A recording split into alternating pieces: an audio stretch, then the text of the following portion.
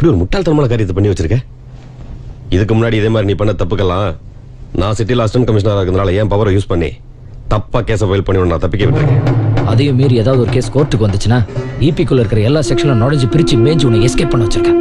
ஆனா இந்த விஷயம் அப்படி இல்லை. இது தம்பி கூட்டிட்டு வந்த பொண்ணு. அவனுக்கு என்ன பதில் சொல்ல போற? நீ பண்ண இந்த கொலைக்கு ஒரே ஒரு விட்னஸ் அந்த கிழவி. அவன் மட்டும் ராஜா கிட்ட போய் சொன்னா அவனை வெட்டி கூறு போட்டுருவான். அதுக்கு முன்னாடி நாம அந்த கிழவியை வெட்டி கூறு போட்டுட்டா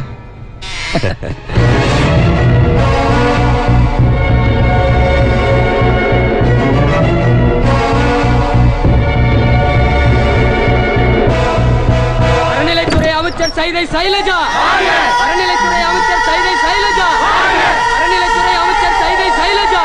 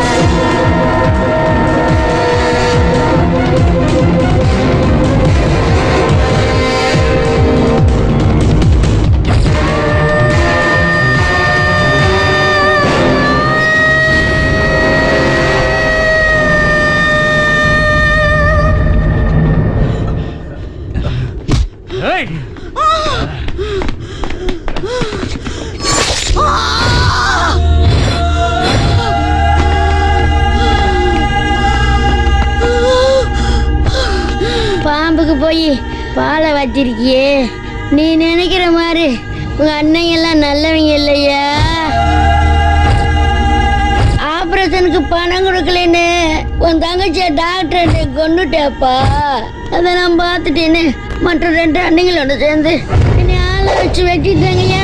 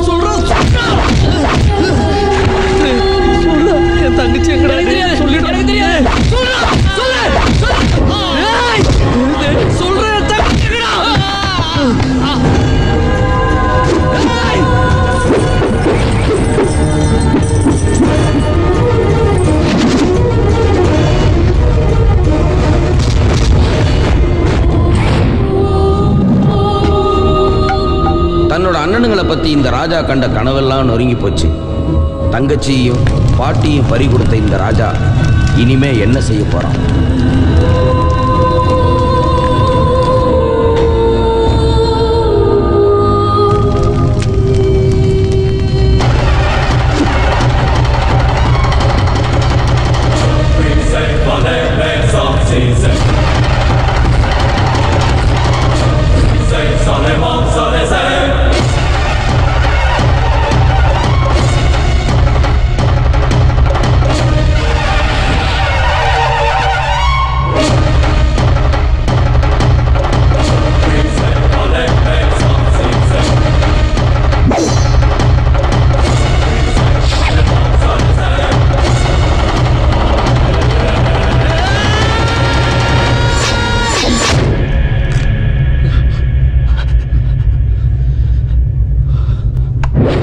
இளநீன பயந்துட்டீங்களா? ஜின்ல எப்பவும் இளநீ ஊத்தி சாப்பிடணும். இப்படி தண்ணி ஊத்தி சாப்பிடுறீங்களா? தலைவலி வராது. எப்படிங்க? தங்கச்சிக்கு இப்படிலாம் ஆகும்னு நினைச்சு கூட பார்க்கலடா. அண்ணனும் எவ்வளவோ முயற்சி பண்ணாரா, அந்த ஆண்டவருக்கு கருணை இல்லாம போயிருச்சு. அந்த துக்கம் தாங்க முடியாமதாட்டா நாங்களாம் தண்ணி அடிச்சிட்டு இருக்கோம். பாவீங்களா? அட நீ வேறன, அவளுக்கு விதி முடிஞ்சிச்சு, போய் சேர்ந்துட்டா. நீ என்ன அவளை பிளான் பண்ணியா கொன்ன? அண்ணே, இனிமே நானு நம்ம ஊருக்கு போக மாட்டேனே. இங்கேயே ஏதாச்சும் கோவில் குளமா பார்த்து தங்கிக்கிறேனே. டேய், மாளிகை மாதிரி நம்ம வீடு இருக்கும்போது நீ எதுக்குடா கோயில்ல தங்கணும்? அண்ணே, நான் கோவில் சொன்னதே நம்ம வீட்டைத்தானே, சாமின்னு சொன்னதே உங்க 3 பேரைத்தானே. ஆமாண்ணே, திருப்பதிக்கு போனா ஏழுமலையனை பார்க்கலாம், பழனிக்கு போனா முருகனை பார்க்கலாம், அந்த சபரிமலைக்கு போனா ஐயப்பனை பார்க்கலாம். ஆனா உங்க கூட இருந்தா அந்த 3 சாமியும் ஒன்னா பார்த்த மாதிரி இருக்கனே. 1 சாமி, 2 சாமி, 3 சாமி. அண்ணே, என்ன ஏத்துக்கங்கண்ணே, உங்க கூட சேர்த்துக்கங்க.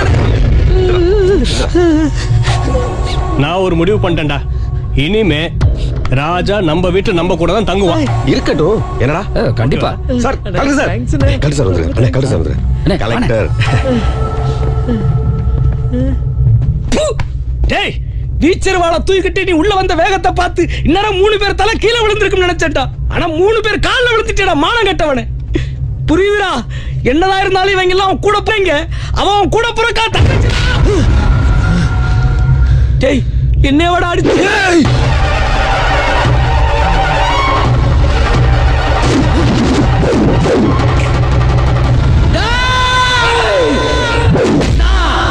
இதுவரைக்கும் ராஜா, இனிமே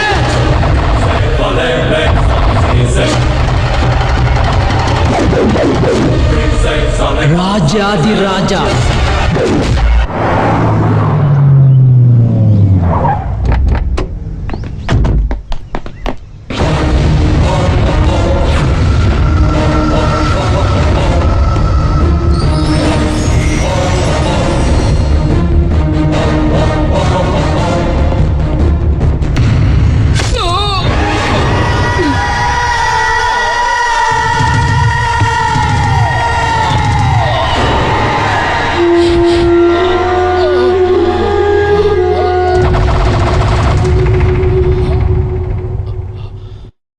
திருவேற்காடு வேப்பிலம்மன் கோயில புதுப்பிக்கிற அரசாங்கம் 50 கோடி ரூபாய் ஒதுக்கிருக்கு. அதுல 5 கோடிய கோயிலுக்கு செலவு பண்ணிட்டு மீதி 45 கோடிய நான் புதுசா கட்ட போற 5 ஸ்டார் ஹோட்டலுக்கு ஒதுக்கலான்னு நினைச்சேன். ஆனா அந்த கோயில்ல கணக்கு எழுதுற இந்த சங்கரன் அச்சோ சாமி கண்ணு குத்திரோங்கிறான். சாமி கண்ணு மட்டும்தான் குத்துண்டா,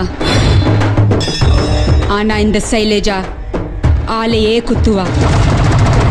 3 நாளைக்கு முன்னாடி அப்பண்டிசைட்டிஸ் ஆபரேஷன் பண்றதுக்காக இந்த சங்கரன் ஹாஸ்பிட்டல்ல அட்மிட் ஆனா. ஆபரேஷன் பண்றப்போ ரத்த குழாய் வெடிச்சு செத்துட்டான்னு ஒரு டாக்டர் சர்டிபிகேட் கொடுத்தா மேட்டர் முடிஞ்சு போச்சு. அப்பா, நீங்க ஆசைப்பட்ட மாதிரி நான் நல்லா படிச்சு பெரிய டாக்டர் ஆகி ஏழைங்களுக்கெல்லாம் இலவசமா வைத்தியம் பார்ப்பேன். மேடம், அதையும் மீறி அவங்க குடும்பத்துல இருந்து யாராவது கம்ப்ளைண்ட் கொடுக்க வந்தா என்கொயரி பண்ணிட்டு இருக்கோம், இன்வெஸ்டிகேஷன் பண்ணிட்டு இருக்கோம். 6 மாசம் இழுத்து எவிடன்ஸே இல்லைன்னு எஃப்ஐஆர் க்ளோஸ் பண்ணிடுறேன். நான் ஒரு நல்ல போலீஸ் ஆகி நேர்மையான அதிகாரியா இருப்பேன். பக்காவா சாட்சி இருந்த பல கேஸையே பந்தாடி இருக்கிறேன். இதுக்கு விட்னஸே கிடையாது. நல்ல வக்கீல் ஆகி தப்பு பண்றவங்க யாரா இருந்தாலும் நான் தண்டனை வாங்கி கொடுப்பேன்.